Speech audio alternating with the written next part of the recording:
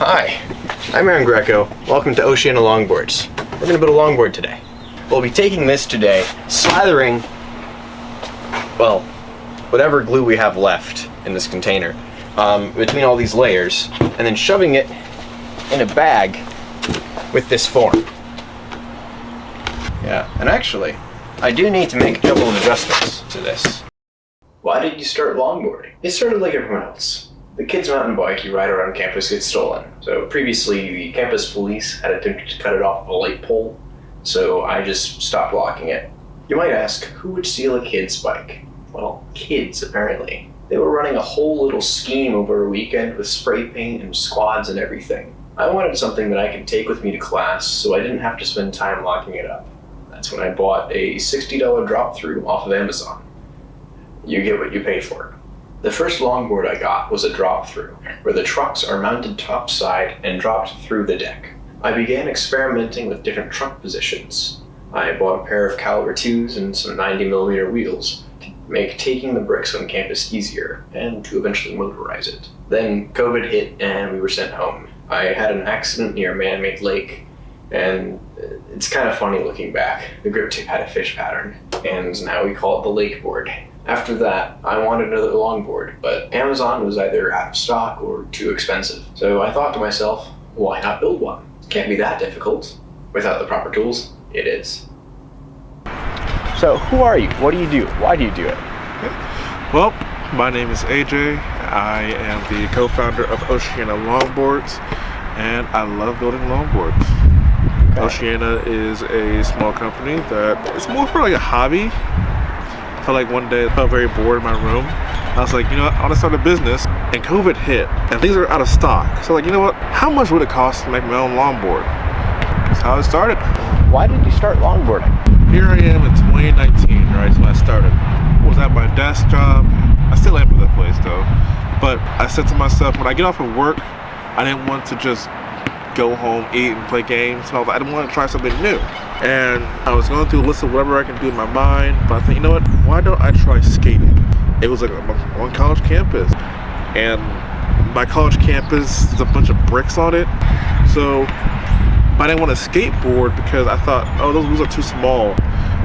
But I thought to myself, why not just a longboard so I can just cruise wherever I go, right? Then, when I got into it, this older man at my job, like, shout out to Ken, this 65-year-old man showed me up skating one time.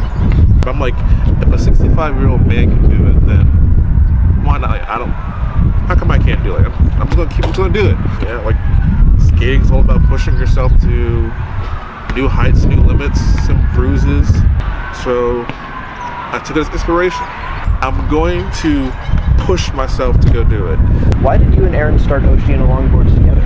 He has a very good eye for detail. I'm just the person that just, I'm like the gigantic splatter of paint on a whiteboard. So you're like the big picture guy and he's like the details guy? Yes. Okay.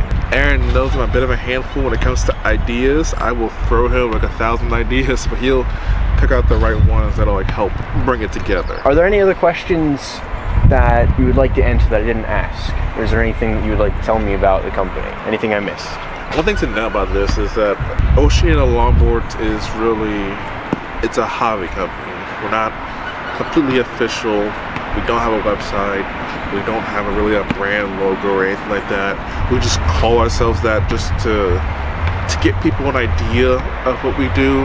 For someone to say, oh, those guys have Oceana Longboards. I'm like, yeah, okay, that's something for them to know us by.